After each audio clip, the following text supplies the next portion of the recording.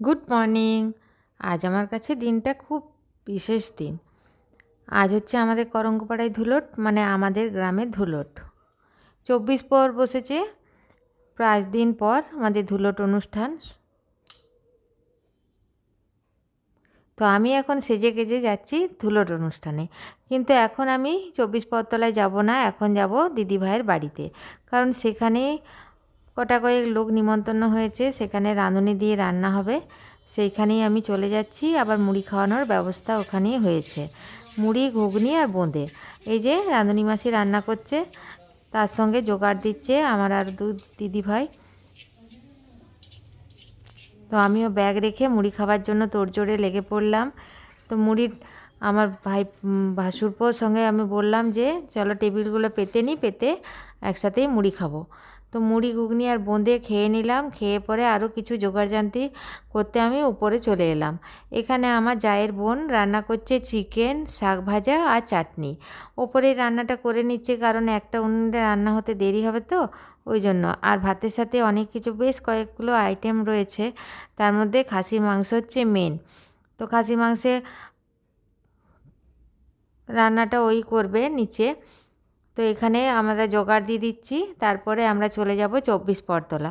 সেখানে কীর্তন অনুষ্ঠানটা শুরু হয়ে গেছে। যেহেতু এখানে এসে গেছি, এখানে কিছু জোগাড়জান্তি দেওয়ার জন্য আমাদের দেরি হয়ে গেল। আমি প্রতি বছর কীর্তন শুনতে ওই 10:30 নাগাদ চলে যাই। তো ওই নাতি সাহেবকে একটু চড়কে চাপিয়ে তারপরে কীর্তনটা একটু শুনে নেব। তো ভীষণ ভয় পাচ্ছিল, আর ওকে একটা বলও কিনে দিলাম, যেহেতু নাতি সেহেতু একটুকু আদরের। বলটা কিনে পরে ভাবলাম যে এই চড়কটায় চেপে ওই চড়কটা চাপুক, আর আমি একটু কীর্তনটা শুনে নিই। কীর্তন শুনতে আমার বেশ ভালো লাগে, কারণ আমি প্রতি বছর কীর্তন অনুষ্ঠানে কিন্তু থাকি।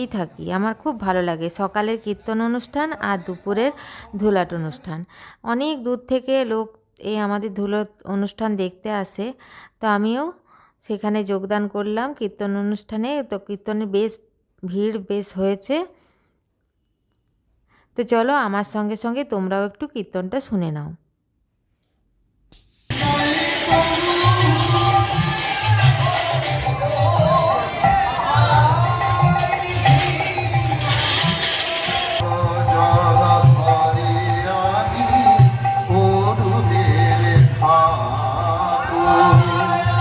সকলে মিলে একটু উন্নতধ্বনি করুন।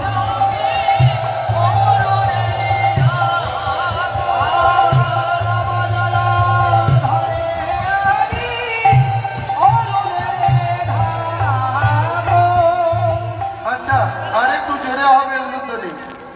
সারি আমরা পশু দিয়া পাখি,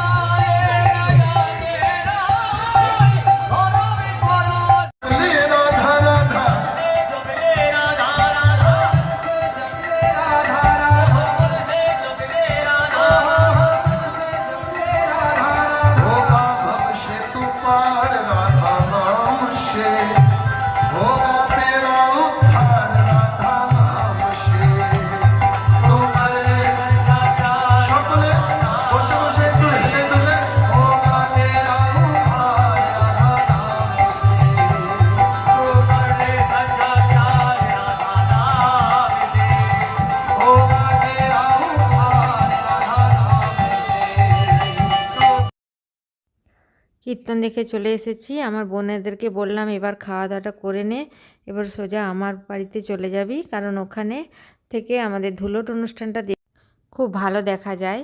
তো আমি বললাম আমার বেলকনি থেকেই তোরা একটু দেখবি, আমি তো এখানে রয়েছি, আমারও এখনও খাওয়া দাওয়া হয়নি। তো আমি ভাবলাম যে এখানে এদেরকে ছেড়ে দিয়ে যেতে পারবো না, তো আমি খাওয়া দাওয়া করে এখানেই ধুলট দেখে তারপরে ওই বাড়ি যাব। তো আমাদের বোনের সঙ্গে আরও দুজন বসে গেছে, ওরাও খাওয়া দাওয়া করছে, আর এইদিকে মাসি মটন দিচ্ছে ওদেরকে।